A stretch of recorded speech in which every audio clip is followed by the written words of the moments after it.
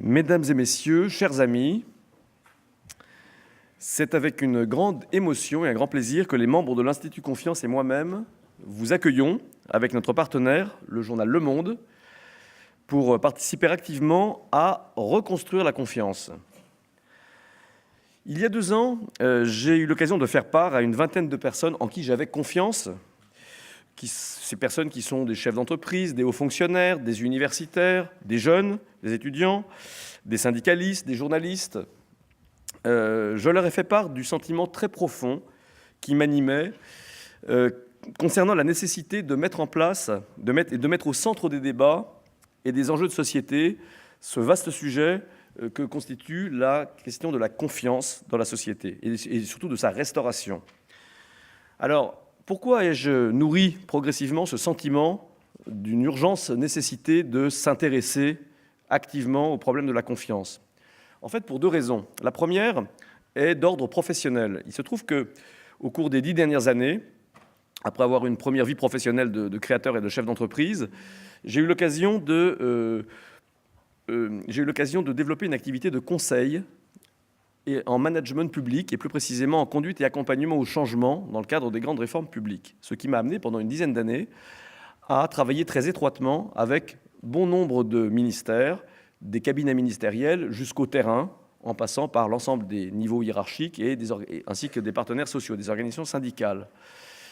Et cette expérience m'a beaucoup frappé, en particulier parce que j'ai pu constater que, quels que soient les gouvernements, qu'ils soient de droite ou de gauche, régnait au plus haut niveau de l'État, entre l'échelon politique et la haute fonction publique, c'est-à-dire entre les ministres, leurs cabinets, et les hauts fonctionnaires qui se situent au niveau de l'administration, régnait très très souvent une très profonde défiance, quand ce n'est pas une animosité, un mépris ou d'autres sentiments, en tous les cas peu bienveillants, et certainement pas des sentiments de confiance.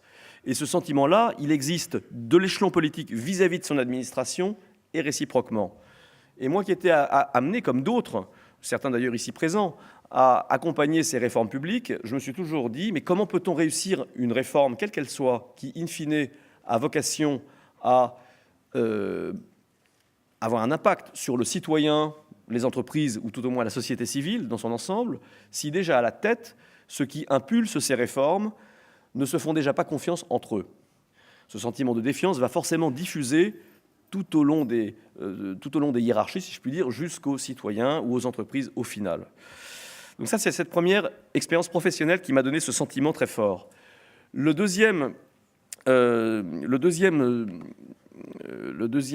source de motivation pour finalement engager ce grand travail avec d'autres, et avec vous, je l'espère aussi, eh bien, elle est d'ordre personnel, parce qu'en fait, comme vous sans doute, je n'ai pu que constater depuis un certain nombre d'années qu'on ne pouvait pas allumer sa télévision le soir ou lire un journal le matin ou l'après-midi, n'est-ce pas, sans tomber sur des informations qui vous glacent, qui vous donnent froid dans le dos, si je puis dire, et qui témoignent d'une défiance de tous vis-à-vis de tous.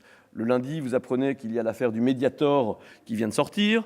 Le lendemain, c'est l'affaire des prothèses d'implants mammaires. Le surlendemain, c'est la question de la viande de cheval. Après ça, vous apprenez qu'un ministre a l'excellente idée d'avoir un compte ouvert avoir un compte en banque à Singapour. Bref, il ne se passe pas une journée sans qu'on se demande, mais en qui peut-on encore avoir confiance dans cette société ?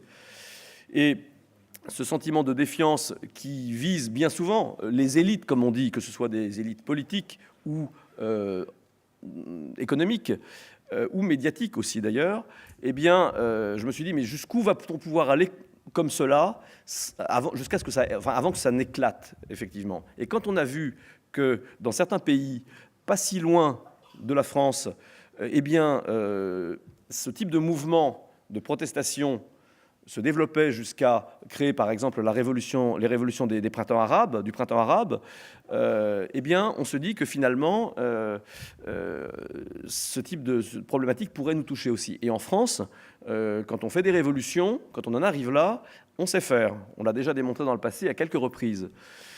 Et quand ce ne sont pas des révolutions violentes, ça peut être parfois même encore plus insidieux. Quand on voit ce qui se passe actuellement en Hongrie avec un chef d'État qui a été tout à fait démocratiquement élu, Orban, et qui en fait est un extrémiste, raciste, etc., eh bien on s'est dit que c'est aussi dangereux lorsque c'est insidieux que lorsque c'est exprimé, clairement.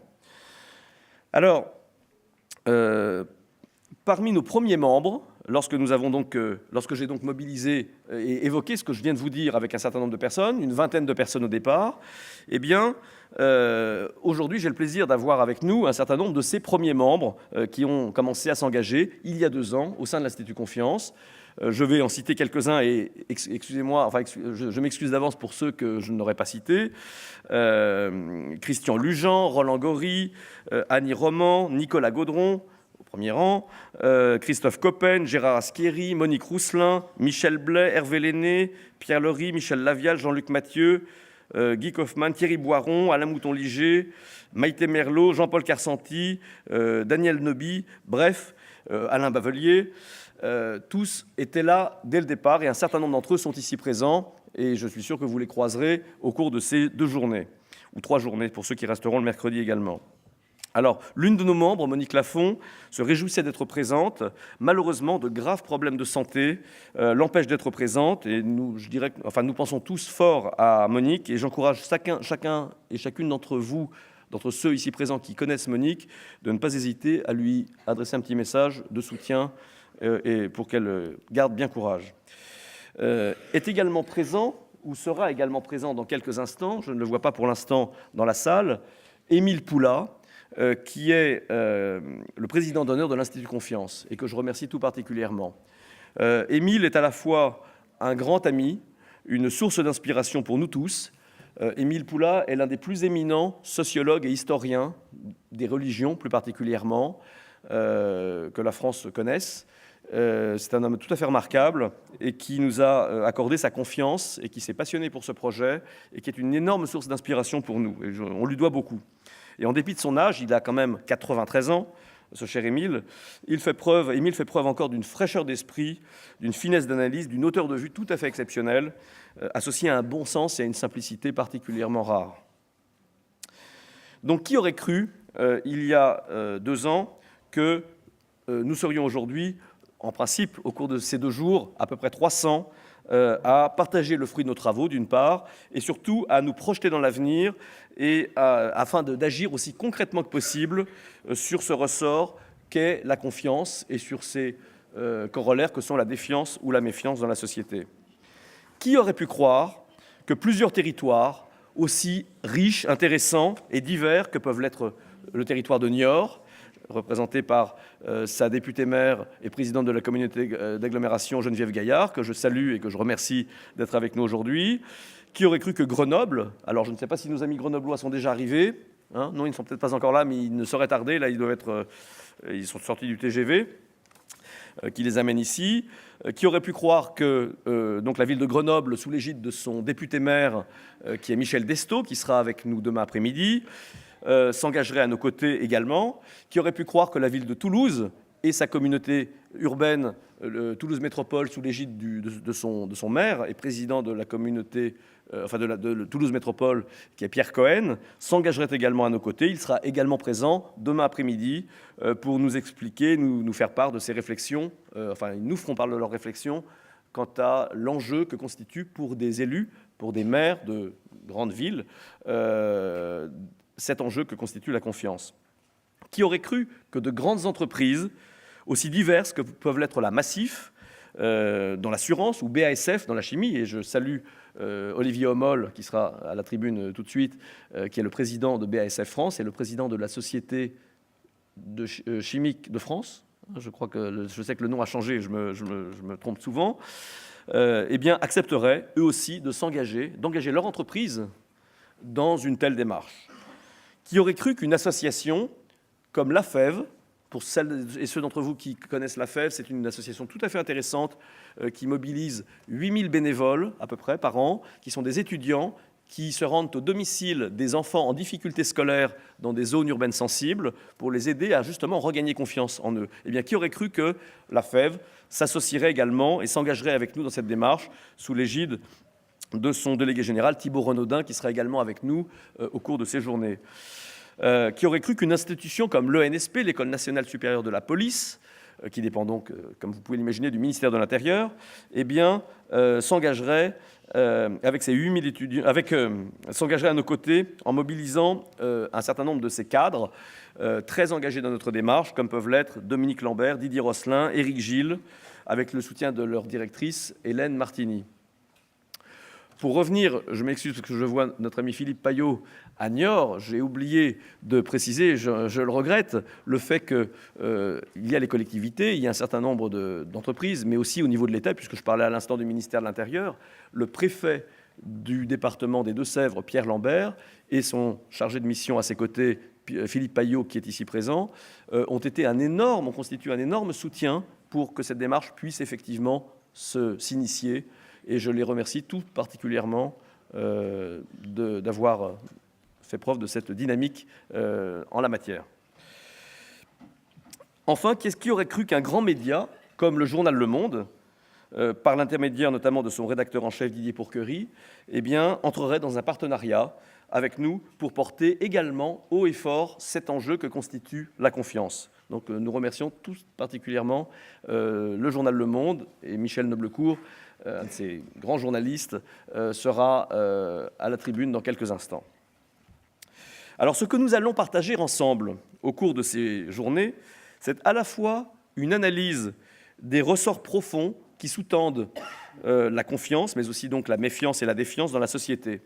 Et pour favoriser cette réflexion, eh bien, 7 tables rondes vous permettront de partager avec des intervenants d'horizons très divers les principaux ressorts qui nous semblent constituer la confiance.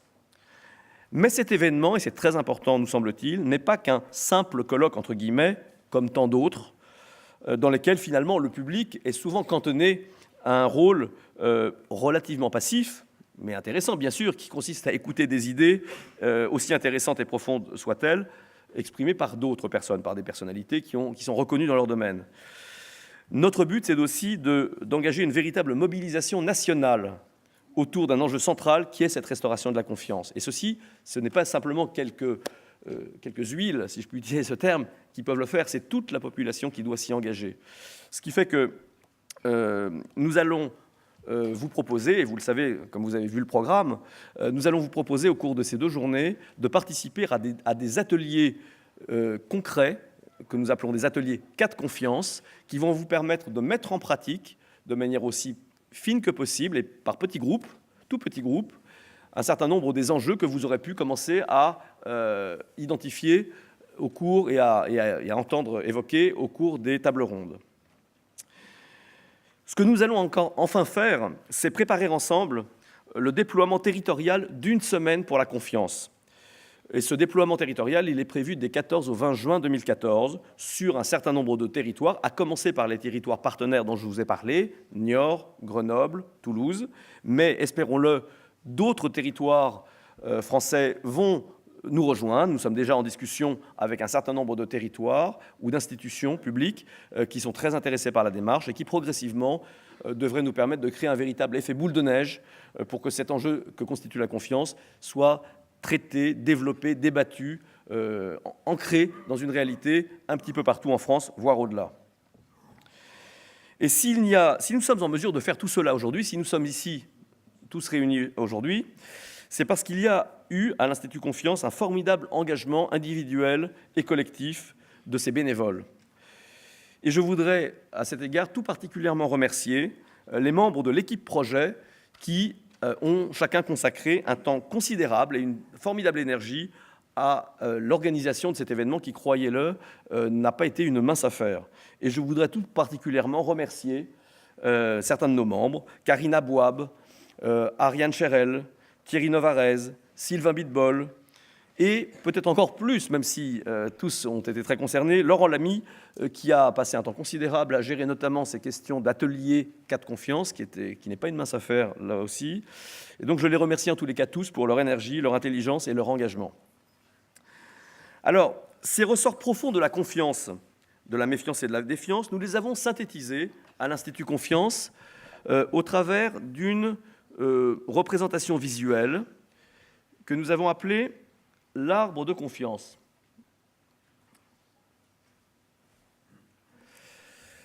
Alors, cet arbre de confiance, il est constitué, comme vous le voyez, de 7 pièces de puzzle qui constituent son feuillage et qui sont autant de ressorts fondamentaux qui nous semblent forger une société de confiance, une culture de confiance.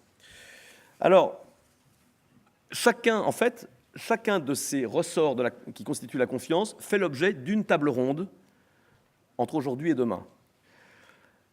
La première table ronde à laquelle vous allez assister dans quelques minutes, porte sur ou permet d'approfondir l'un de ces 7 enjeux, l'un de ces 7 ressorts qui est la cohérence, la lisibilité, le respect des règles du jeu, l'honnêteté, l'authenticité et la loyauté.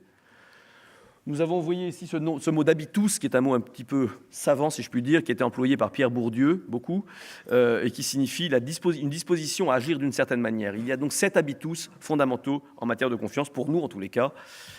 Celui-ci est le premier. Le deuxième, c'est la notion de co-responsabilité, de coopération et d'émulation. Ça fera l'objet de la deuxième table ronde qui suivra juste après ce matin. Troisième habitus, troisième ressort de la confiance, c'est l'acceptation de l'incertitude, du risque et de la complexité. Vous verrez cela cet après-midi plus particulièrement. Ainsi que l'empathie, la bienveillance, la reconnaissance, l'acceptation de la différence. Ensuite, autre enjeu fondamental et qui est loin d'être forcément si évident dans notre belle société française, c'est l'acceptation du droit à l'échec ou à l'erreur.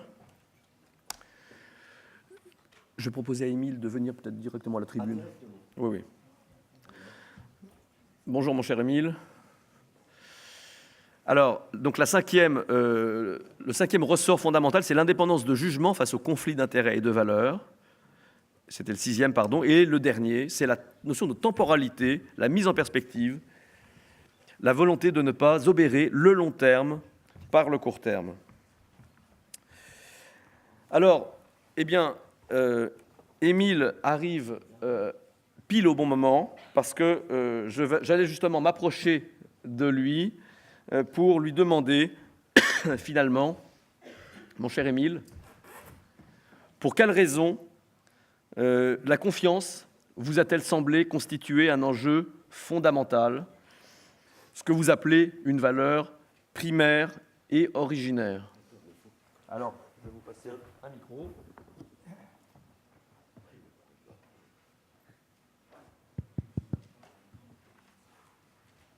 Bonjour, chers amis, merci d'être présents. On m'a posé la question. Je vous assure que quand j'ai dit... Plus près du micro. Plus près du micro. Voilà, comme ça, c'est très bien. Quand j'ai lancé à Pierre Vinicki, on ne bâtit rien sans la confiance, je n'imaginais absolument pas où ça allait nous entraîner, et en particulier dans les rencontres de ces jours. Je dois dire, vous savez que, je serai bref, je ne suis pas là pour occuper le terrain. Je dirais qu'il y a 3 sortes de confiance. C'est une notion complexe.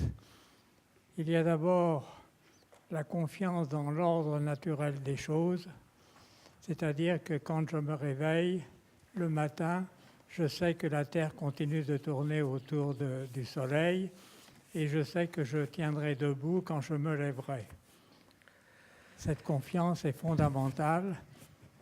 Et après, il y a la confiance en soi, qui est un énorme problème psychologique que je ne veux pas développer. Et il y a en troisième lieu la confiance entre soi, qui est peut-être la plus difficile, la confiance à autrui et avec autrui, qui est peut-être la plus difficile à instituer et à développer et à garantir. Je dirais que cette réflexion n'est tout de même pas suffisante parce qu'il me semble que quelque chose a changé de nature depuis 2 siècles.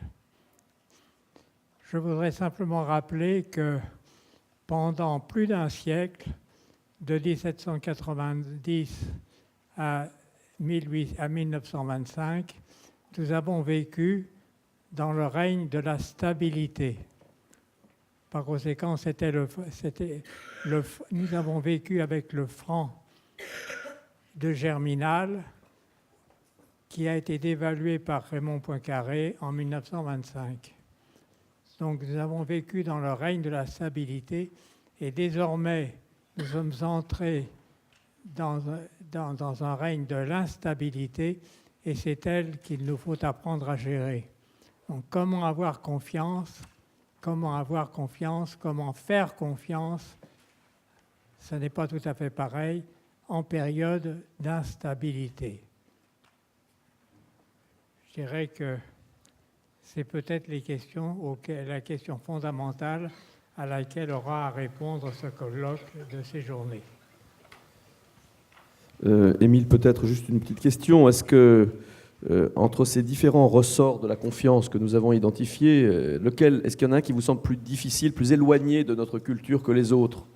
Entre justement ce que vous évoquiez, l'acceptation de l'incertitude, du risque et de la complexité, le droit à l'échec ou à l'erreur, est-ce que ça fait partie la capacité à coopérer? Est-ce que ce sont des dimensions culturelles qui sont bien présentes dans notre culture française? Je ne sais pas dans quelle mesure ça fait partie de la culture française, mais disons que nécessairement ça en fait partie, à un degré plus ou moins développé, selon les lieux, selon les personnes, selon les organisations. Mais enfin, c'est quelque chose en toute hypothèse qui s'apprend et qui se cultive. Très bien. Écoutez, Émile, je vous remercie pour ces premiers mots. Je vais proposer peut-être je vais vous proposer de rester à la tribune et je vais proposer à nos intervenants de la première table ronde de nous rejoindre. Alors, pendant qu'ils s'installent, je voudrais quand même dire deux choses. La première, c'est que organiser un colloque, comme je le disais, avec des tables rondes, c'est une chose. Mais dès lors que vous avez donc plus de 50 ateliers à la fois à organiser en même temps, c'est assez complexe. Donc Laurent Lamy a orchestré cela, je crois, de manière tout à fait formidable. Simplement, vous voyez, tout à l'heure, vous avez vu qu'un des ressorts de la confiance était l'incertitude, le risque et la complexité. Donc si certains d'entre vous et certaines d'entre vous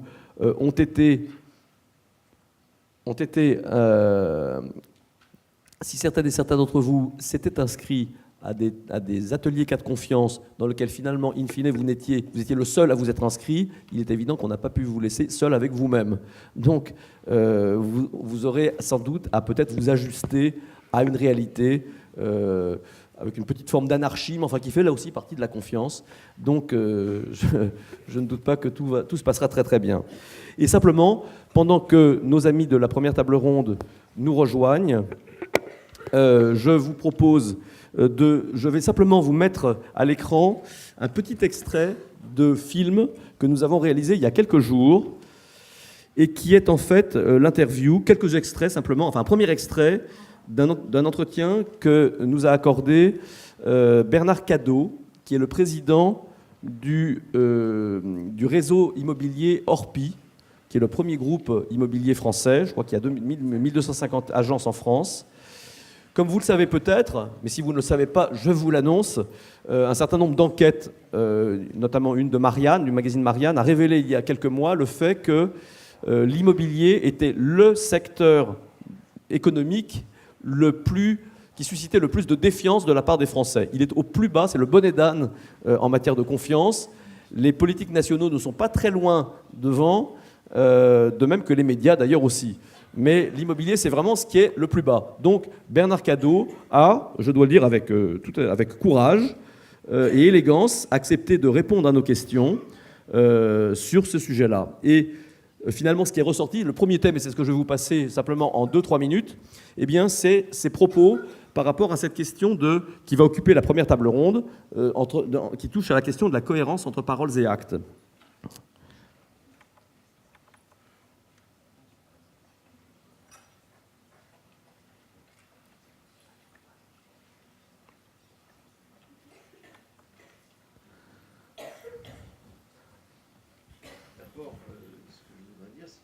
Se méfier de la caricature. Le volume idées reçues. idée selon laquelle telle profession ne serait composée que de gens malhonnêtes, menteurs, escrocs. On voit bien que cette idée, elle a des limites et que la réalité plus fort s'il vous plaît. est subtile et nuancée que ça. Alors c'est vrai que dans la profession et l'exercice de la profession d'agent immobilier, il y a eu des abus par le passé et que c'est peut-être ça que l'on traîne. Plus fort si c'est possible. Ce que je peux vous dire, c'est que chez Orpi, dans la coopérative Orpi, puisque c'est une des choses importantes pour nous, bien, on fait la chasse à tous ces comportements-là.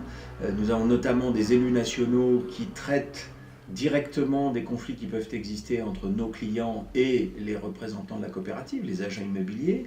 Mais d'une manière plus générale, je ne vais pas rentrer dans ce type de détails, je crois que la confiance, elle se mérite et elle se construit et elle se conquiert par des preuves et par des actes. À partir du moment où l'agent immobilier Orpi aura la compétence nécessaire, aura le comportement requis vis-à-vis de son client, il n'y aura plus de problème de confiance. Et c'est un chantier qu'on remet en permanence en route parce que la confiance, elle n'est jamais définitive et elle se mérite au quotidien. La formation et au travers de la formation, la compétence, ce sont des enjeux absolument fondamentaux. Chez Orpi, on a voté le principe de la formation obligatoire. Il y a une loi qui est en discussion devant le Parlement aujourd'hui qui va changer la donne en matière de logement, la fameuse loi Allure. Un des volets que nous avons soutenu et que nous soutenons, c'est l'introduction d'une formation obligatoire pour tous les acteurs de la chaîne du métier, des métiers de l'immobilier. Donc on est vraiment en phase là-dessus. Le consommateur est un consommateur qui est exigeant par nature et il a raison d'être exigeant. Il est informé. À l'heure d'Internet, bien, on reçoit les uns et les autres un maximum d'informations sur tous les sujets. Il est absolument indispensable que le professionnel en face de lui ait le niveau de compétence requis pour apparaître aux yeux de notre client comme un interlocuteur incontournable. Et donc c'est par la formation et c'est par la formation continue. Est-ce qu'on admettrait par exemple qu'un médecin généraliste ne revoit pas ses fondamentaux et ses bases professionnelles alors que tout évolue autour de lui? L'agent immobilier, il a des sujets juridiques, fiscaux, sociaux, commerciaux, de comportement aussi à gérer. Bref, tout un tas de choses qui sont très techniques et qui requièrent de la compétence, donc de la formation. Et c'est de la formation continue que l'on fait chez Orpi. Il y a des instances au niveau de la profession, et demain dans la loi, il y aura encore un petit peu plus d'instances. Et chez nous, chez Orpi, on a déjà devancé cette chose-là, puisque nous avons le Conseil national de discipline et de médiation. Donc, dans sa terminologie, vous avez les deux fonctions. C'est la discipline, on règle les conflits, et on est dans la médiation avec les clients. Et si d'aventure, et je suis le premier demandeur de cette chose-là, si d'aventure une agence Orpi se comporte mal, il faut qu'elle soit sanctionnée. Parce que c'est l'ensemble de l'image de marque du réseau et de la coopérative qui peut être entachée. Et cette relation de confiance qui est si complexe et qui est si ténue à construire, eh bien, elle peut être gravement endommagée au travers de tel ou tel comportement. Et surtout, ce dont on n'a peut-être pas conscience quand on franchit soi-même la ligne, c'est le mal qu'on peut faire aux autres. Et en l'occurrence, dans une coopérative, cette notion-là et cette relation-là sont tout à fait prégnantes. L'échelle des sanctions, elle est variable en fonction, bien sûr, de ce qui a été commis, mais vous pouvez savoir que chez Orpi, c'est allé jusqu'à l'exclusion, c'est-à-dire que nous avons été amenés à exclure des agences qui avaient eu un comportement contraire à la déontologie, contraire aux valeurs de la coopérative, parce qu'il n'est pas question que, encore une fois, les 1250 points de vente du réseau Orpi se trouvent éclaboussés par le comportement d'un seul.